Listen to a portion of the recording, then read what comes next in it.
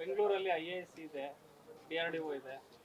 ಈ ಸದ್ಯದ ಪರಿಸ್ಥಿತಿಗೆ ಸಂಬಂಧಪಟ್ಟಂಗೆ ಏನು ಪ್ರಿಕಾಷನ್ಸ್ ಕೊಟ್ಟಿದ್ದೀರಿ ತಗೊಳ್ಬೇಕು? ಈಗಾಗಲೇ ಪೊಲೀಸ್ ಇಲಾಖೆ ವತಿಯಿಂದ ನಮ್ಮಲ್ಲಿ ಇಂಡಸ್ಟ್ರಿಯಲ್ ಫೋರ್ಸ್ ಇದೆ, ಅವರನ್ನು ನಮ್ಮ ಇಂಟರ್ನಲ್ ಸೆಕ್ಯೂರಿಟಿ ಡಿವಿಷನ್ನಿಂದ ಏರ್ಪೋರ್ಟ್ ಇರ್ಬೋದು, ಮೇಜರ್ ಇನ್ಸ್ಟಾಲೇಷನ್ಸ್ ಇರ್ಬೋದು, ಅಲ್ಲಿ ಎಲ್ಲ ಡಿಪ್ಲಾಯ್ ಮಾಡಿದ್ದೇವೆ. ಮತ್ತು ಏನು ದೊಡ್ಡ ದೊಡ್ಡ ಗೌರ್ಮೆಂಟ್ ಆಫ್ ಇಂಡಿಯಾ ನಡೆಸ್ತಕ್ಕಂಥ ಎಸ್ಟಾಬ್ಲಿಷ್ಮೆಂಟ್ಸ್ ಇದೆ, ತಾವು ಹೇಳಿದಾಗೆ DRDO ಇರ್ಬೋದು, ಆಲ್ ಡಿಫೆನ್ಸ್ ಇನ್ಸ್ಟಿಟ್ಯೂಷನ್ಸ್, ಡಿಫೆನ್ಸಿಗೆ ಸಂಬಂಧಪಟ್ಟಂತೆ ಅದಕ್ಕೆಲ್ಲ ಅವರೇ ಮಾಡ್ಕೊಂಡಿದ್ದಾರೆ. ನಮ್ಮ ಪೊಲೀಸನ್ನು ಅವರೇನು ಕೇಳಿಲ್ಲ. ಮತ್ತು ಹೊರಗಡೆ ಆ ಎಸ್ಟಾಬ್ಲಿಷ್ಮೆಂಟ್ಸಿಂದ ಹೊರಗಡೆ ಪೊಲೀಸ್ನವರು ಮಾಡ್ಕೊಂಡಿದ್ದಾರೆ. We have sensitised all the superintendent of police in the entire state. ಅವರಿಗೆ ಏನು ಕೇಂದ್ರ ಸರ್ಕಾರ ನಮಗೆ ಅಡ್ವೈಸರಿ ಕಳಿಸಿದೆ ಆ ಆಧಾರದ ಮೇಲೆ ಅವರಿಗೆಲ್ಲ ಸೆನ್ಸಿಟೈಸ್ ಮಾಡಿದ್ದೇವೆ. ಮೋರಲ್ಲೆಸ್ ಏನು ನಾ ಹೇಳ್ದಂಗೆ ಇವತ್ತು ಇಲ್ಲಿ ಏನು ಬೆಂಗಳೂರಲ್ಲಿ ಮಾಡಿದ್ವಿ, 3 ಡಿಸ್ಟ್ರಿಕ್ಟನ್ನು ಅವರು ಆಯ್ಕೆ ಮಾಡಿಕೊಟ್ಟಿರೋದು. ಆ 3 ಡಿಸ್ಟ್ರಿಕ್ಟಲ್ಲೂ ಕೂಡ ಈ ಡ್ರಿಲ್ಲನ್ನು ಮಾಡಿಸಿದ್ದಾರೆ. ಇದು ಇಡೀ ಎಲ್ಲ ರಾಜ್ಯಕ್ಕೆ ಕೂಡ ಗೊತ್ತಾಗಬೇಕು. ಅದನ್ನು ನಮ್ಮ ಸೂಪರಿಂಟೆಂಡೆಂಟ್ ಪೊಲೀಸ್ SP ಗಳು ಅದನ್ನು ಸೆನ್ಸಿಟೈಸ್ ಮಾಡ್ತಾರೆ, ನಮ್ಮ ಫೈರ್ ಡಿಪಾರ್ಟ್ಮೆಂಟು ಸೆನ್ಸಿಟೈಸ್ ಮಾಡ್ತಾರೆ. ಇಷ್ಟು ಪ್ರಿಪ್ರೇಷನ್ಸ್ ಮಾಡ್ಕೊಂಡಿದ್ದೀವಿ. ಈ ಡಿಫೆನ್ಸ್ ಪ್ರಿಪ್ರೇಷನ್ಸು ನಾವೇನು ಹೇಳೋಂಗಿಲ್ಲ. ಇಲ್ಲ, ಈಗ ಇವತ್ತಿಗೆ ಮಾತ್ರ ಮಾಡಿದ್ದಾರೆ. ಅಗತ್ಯ ಬಿದ್ದರೆ ಡಿಪೆಂಡಿಂಗ್ ಆನ್ ದಿ ಇನ್ಪುಟ್ಸ್ ಇದೆಯಲ್ಲ. ಈಗ ರಾಯಚೂರಿನಲ್ಲಿ ನಮ್ಮಲ್ಲಿ ಪವರ್ ಸ್ಟೇಷನ್ಸ್ ಇದೆ, ಕಾರವಾರದಲ್ಲಿ ಉತ್ತರ ಕನ್ನಡದಲ್ಲಿ ಕೈಗಾ ಇದೆ, ಮತ್ತು ಅಲ್ಲಿ ನೇವಲ್ ಬೇಸ್ ಇದೆ.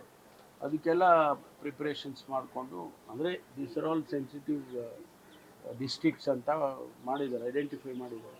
ಇದು ನಾವು ಮಾಡಿದ್ದಲ್ಲ, ಕೇಂದ್ರ ಸರ್ಕಾರನೇ ಮಾಡಿದೆ.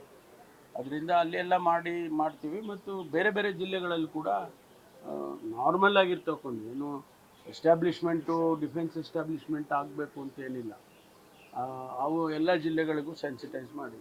So how is Karnataka prepared? We just saw the mock drill, and what should people do to remain aware and alert? No, Government of India has already issued an advisory. According to that, we have taken all necessary steps to deploy our police forces. Also, we have sensitized all the SPs in the districts. Of course, Government of India has identified 3 districts, one Raichur and Uttara Kannada and Bangalore city. So the rest of the state, rest of the districts, we have already informed them, we have sensitized them. Prepare in a way what Government of India has directed to us. And also at a time of war and things like that, what is the preparation we have.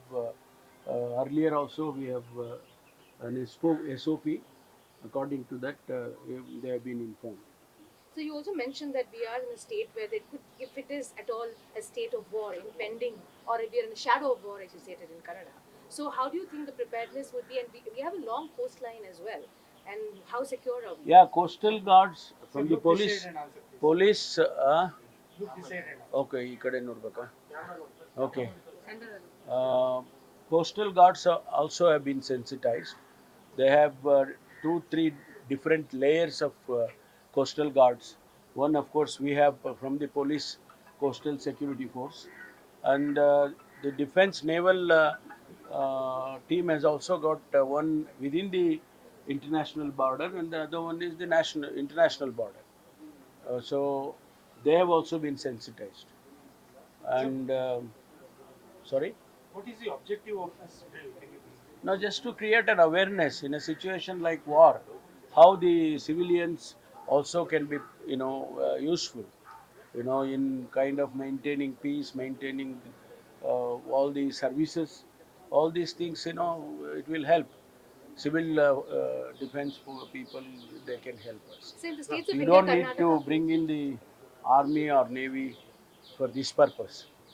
So in the states of Karnataka, in states of India, Karnataka also has been under the radar, terror radar.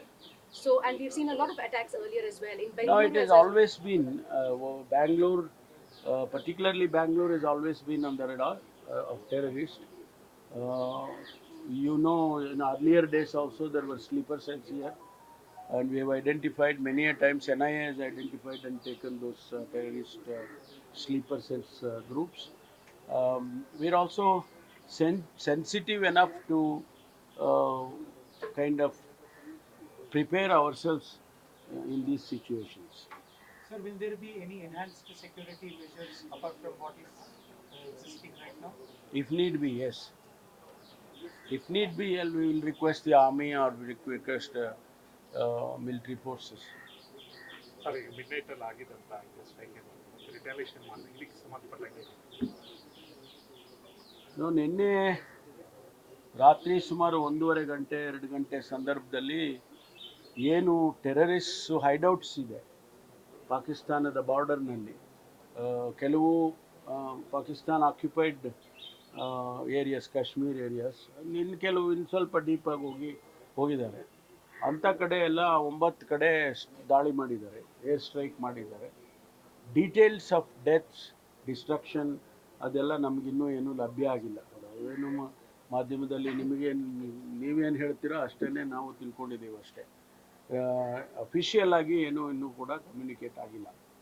ಅದರಿಂದ ಅದನ್ನು ಎಲ್ಲರೂ ಕೂಡ ಸ್ವಾಗತ ಮಾಡಿದ್ದೇವೆ. ನಾವೆಲ್ಲರೂ ಪ್ರತಿಯೊಬ್ಬ ಭಾರತೀಯನೂ of course ಸ್ವಾಗತ ಮಾಡಬೇಕಾಗುತ್ತೆ. ನಾವೆಲ್ಲ ಸ್ವಾಗತ ಮಾಡಿದ್ದೇವೆ. ಪಕ್ಷಾತೀತವಾಗಿ ನಾವೆಲ್ಲರೂ ಕೂಡ ಈ ಸಂದರ್ಭದಲ್ಲಿ ಕೇಂದ್ರ ಸರ್ಕಾರದ ಜೊತೆ ನಮ್ಮ ಮಿಲಿಟ್ರಿ ಫೋರ್ಸಸ್ ಜೊತೆ ಇರಬೇಕು ಅಂತಕ್ಕಂಥದ್ದು ನಮ್ಮೆಲ್ಲರ ಮನವಿ. ಅದರ ಕರ್ತವ್ಯ ಅಂತಲೂ ಕೂಡ ನಾನು ಭಾವಿಸ್ಕೊಳ್ತೇನೆ. Thank you very much. ಸ್ವಲ್ಪ ಹಿಂದೆ